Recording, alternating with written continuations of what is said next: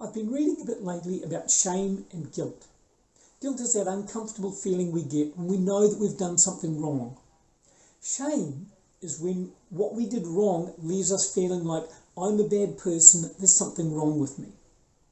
Guilt is helpful because it can lead to feelings of remorse and trying to fix what was done wrong. It moves us towards coping better. Shame, unworthiness, rejection, and other emotions can drag us down.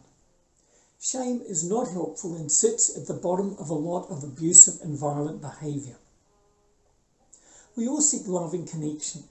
Without it, when we were a small baby, we would have died. So not feeling love and connection as a baby is life-threatening and extremely scary.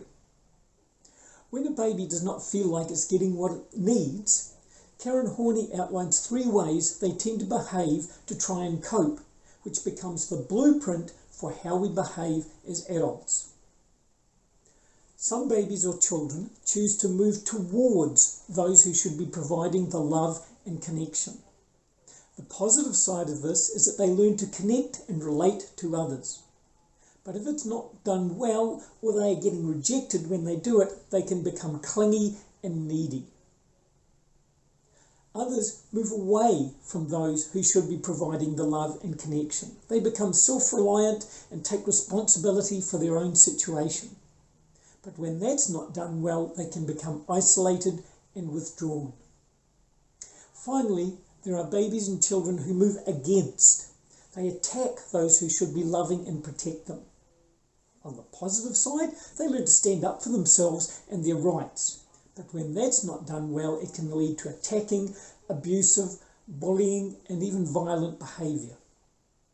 Sometimes the attackers turn inwards on themselves as self-harm or even worse.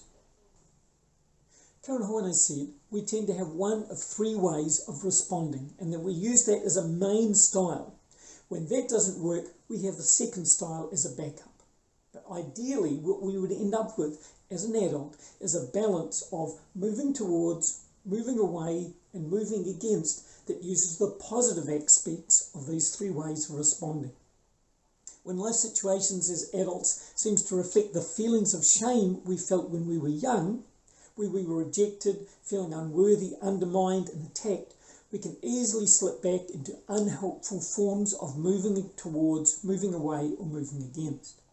The more traumatic our life circumstances, the more readily that shame response is triggered. When we feel our world falling apart, it's easier to feel overwhelmed and respond in ways that make things worse. A favourite saying of mine is, when we can't find love, we make do with power. When others don't do what we would like them to do, so rather than them connecting to meet our needs, we can fall back on using power over people to make them do what we want. But once we realise how all of this works, we can start to see the patterns in ourselves and others and realise that we have options and we can choose other ways of responding what happens to us, and that will help create better futures for all of us.